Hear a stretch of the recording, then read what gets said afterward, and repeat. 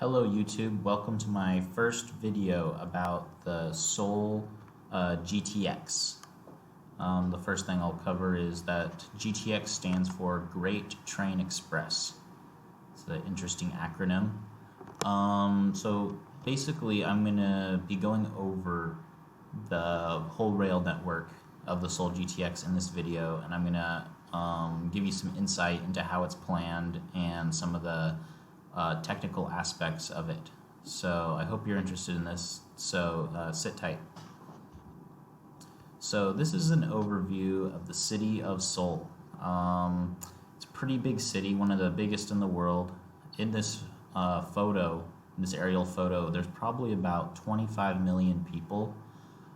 Seoul is just a massive place. I used to live there. It's a pretty nice place to live despite being so big. It didn't feel like there was too many people, but as you can see from this photo, and if you've ever been in the plane over Seoul, you'll just be amazed by how massive it is. There's just rows and rows of huge apartments, and the city seems to go on forever. And this is a map of the Seoul subway system right now. The Seoul GTX system plans are not in this photo right now. This is just the basic subway that exists right now. Some of the dashed lines indicate lines that are under construction. So there's, I don't know how many, about maybe 16, 17 different lines. There's about 4 more major lines being constructed that will come online in the near future by like 2025, not including the Seoul GTX. So they take it pretty seriously, subway commuting in Seoul. And if you've ever been there, then you'll know that you can take the train everywhere. It's a really great system, probably one of the best in the world. It's so cheap. It's about $1.25 to ride the train, maybe $2 to ride it all the way from the east side to the west side. It's only $5 to take it to the airport, which is really great considering the speed. In Japan, it's about $10, $15 to ride to the airport. And all the trains are so efficient. They're very clean. They arrive on time. There's hardly ever any problems thanks to platform screen doors. So yeah, it's after leaving Seoul, it's never going to be the same. Nothing is ever going to compare to this subway system. So let's move on. Back to the overview of Seoul. I'm going to show you some of the important regions in Seoul, some of the smaller areas that we're going to be focusing on in the video. These regions are important to the GTXs. These are the areas that are going to be serving. This is also going to give you a sense of the geography of Seoul. So the first area you probably know about Incheon. This is the second largest city in Korea, I think. It's right next to Seoul. There's really no border because the cities just butt up right next to each other. Next area is the famous Gangnam. Gangnam means south of the river, I believe. This is a very bustling district, probably the wealthiest district of Seoul. It has the headquarters of Samsung, Hyundai, KT, SK, all of the major chaebol Korean companies. These are all located in Gangnam. Most people work in Gangnam. It's a very hot area, very expensive for real estate. Next we have Yeongdeungpo. This is where I lived when I lived in Seoul. It's kind of an up-and-coming area, but it's going to see GTX service, which will probably greatly increase the importance of the neighborhood. This is also where the financial district called Yeouido is located. This is one of the other central areas of Seoul. I'll show you some more about that later. This area is called Goyang. It's kind of in northeastern Seoul. It's above Gimpo Airport. This is a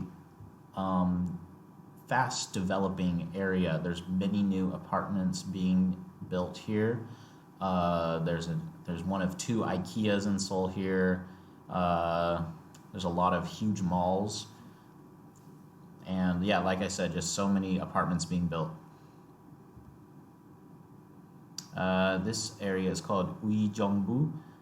This is kind of an older area of Seoul in the northern area. Not a lot of development here, not a lot of newer development. Most of it's already been built, so most of the homes are from like the 50s, 60s, 70s. Not a lot of new action, but now that the GTX line is arriving here, it should see some future development. And the most important area is Central Seoul. This is the area with the palace, area with Jongro. This is probably the second biggest business district after Gangnam. It has Seoul Station, a lot of very important areas. Most tourists hang out in this area in Central Seoul. This is where all the touristy stuff is. There's a lot to see. It's a cool place. All right. So this is an overview of the GTX lines. Don't worry, I know it's in Korean, it's in Hangul, but I'll show you the translations in just a second. I'm just giving you a brief overview of it. So there's 3 lines. There's A, B, C. A is the red line, B is the blue line, C is the green line. And the order they're going to be built is A, and then B, C, so just in the alphabetical order. Construction's already started on line A.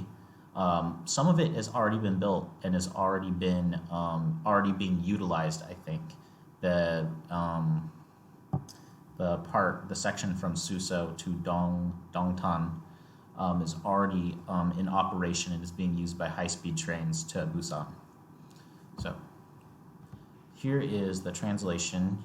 The line begins in Dongtan, in the south, at the very bottom of the screen, onto Yonggin, then Songnam, Suso. Suso right now is the terminus of the SRT high-speed line, serving Gyeongbu high-speed line, with service all the way to Busan, what's the name of that? To the southeast also. The next station is a very important station. It's called Samsung. This is kind of in central Gangnam. This is a very hot area. Here's a picture of the station that is going to be built there. As you can see, it's just a massive station. At the very bottom are the high-speed trains going to Busan, as well as the GTX trains. So this is supposed to be about maybe 50 meters deep. As you can see, there's many more floors with an underground bus station, another rail line. I'm not sure what rail line that's supposed to be. Just a huge development. And this is also right next to the COEX Mall in Seoul. So just a massive development right now. It's going to kind of take away a lot of the importance of Terrano, which right now is probably the most important street in Gangnam. But I think after this is constructed, this will become like the hub of Gangnam. Also, to the right side of the screen, in that kind of blank area, there is going to be it's not in the picture right now, but there's going to be a massive new tower built by Hyundai. It's going to be their world headquarters, Hyundai World Headquarters. It's going to be taller than Lotte Tower, so just a massive building, very tall. It's going to be pretty cool, quite the sight to see. See, there's a picture of it right here, the Hyundai Global Business Center. Further to the right, not in the picture, is the Lotte Tower in Jamshil. So yeah, this station, it will be called Samsung Station, unrelated to Samsung the company, I believe. All right, next picture. Now, after Samsung, the line will continue to Seoul Station, and then on to, Seoul Station is a very important interchange as well. Let me cover that. It's going to connect here with the GTX B line, as well as many other subway lines, like line number 4, line number 1, as well as this is the northern terminus of the KTX lines that also go to Busan. And then after Seoul Station, it continues on to Yeonshine, then Daegok, and Kintex. Kintex stands for Korean International Exposition, I think, and it's a big exposition hall in Goyang. All right. This is GTX line B.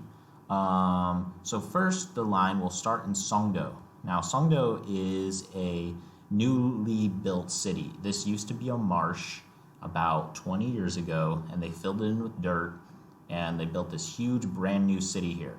And this picture doesn't really do it justice. This is kind of the main central park of Songdo, with the main towers. But behind this and to the sides, not in the picture, are just rows and rows and rows of pretty tall apartment buildings. I don't know how many, probably about 1 million people will live here. Right now it's not filling up. There's a lot of vacant apartments as of now. Some people kind of view this project as a little bit of a failure.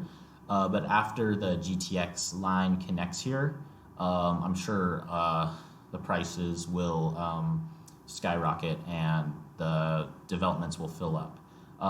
The reason it's probably not doing too great right now is it takes about 1 hour to 2 hours on the subway to get from here to central Seoul. This is obviously a problem for people that want to live here and commute into the city, into the central Seoul city.